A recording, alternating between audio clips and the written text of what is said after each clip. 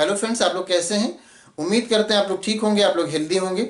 आज एक क्वेश्चन है कि जो मोड ऑफ रिप्रोडक्शन होता है जिसमें एक तो फिशन होता है और फ्रेगमेंटेशन होता है, जो दोनों एक ही तरह के होते हैं, तो क्या इनमें कुछ डिफरेंस होता है? फिशन और फ्रेगमेंटेशन में कोई डिफरेंस होता है या डिफरेंस नहीं होता है? तो सबसे पहले यहाँ पर दोनों राइट कर देते हैं। एक ये हो गया और एक फ्रेगमेंटेशन हो गया। फ्रेगमेंटेशन, तो क्या इनमें कोई डिफरेंस होता है या नहीं होता? सबसे पहली बात तो ये कि दोनों ही में जो ऑर्गेनिज्म होता है उसकी जो बॉडी होती है वो पार्ट में डिवाइड हो जाती है, मतलब टुकड़ों में बढ़ जाती है। उसका हर एक टुकड़ा अलग इंडिविजुअली अलग ऑर्गेनिज्म बन जाता है। ये दोनों ही में होता है, चाहे फिशन हो और चाहे फ्रेगमेंटेशन हो। लेकिन इसका और जनरली ये सिनोनिम की तरह यूज भी किए जाते हैं। लेकिन फिशन के केस में जब आप देखते हैं तो ये यूज किया जाता है यूनिसेलुलर ऑर्गेनिज्म के केस में।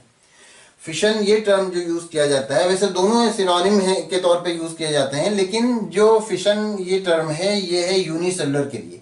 तो यूनिसेलुलर कोई भी ऑर्गेनिज्म है तो इसमें क्या होता है, फिर ये दो पार्ट्स में बढ़ जाते हैं और ये क्या हो जाते हैं, अलग इंडिविजुअल बन जाते हैं। तो इनको क्या कहते हैं, फिशन कहते हैं। और ये यूनिसेलुलर ऑर्गेनिज्म के केस में होता है, जबकि फ्रेगमेंटेशन मल्टीसेलुलर में होता है। मल्टीसेलुलर के केस में फ्रेगमेंटेशन टर्म यूज किया जाता है, जिसमें ये अलग अलग फ्रेगमेंट अलग अलग जो टुकड़ों में बढ़ जाते हैं, टूट जाते हैं और फिर हर एक इंडिविजुअल अलग अलग ऑर्गेनिज्म बन जाता है।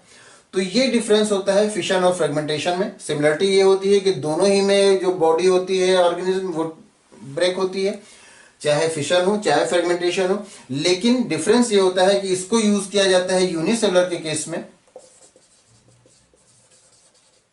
इसको यूनिसेलुलर ऑर्गेनिज्म के केस में यूज किया जाता है, मतलब एक कोशिकीय ऑर्गेनिज्म के केस में यूज किया जाता है। और इसको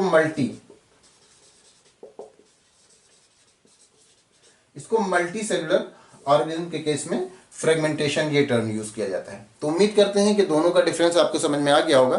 थैंक यू।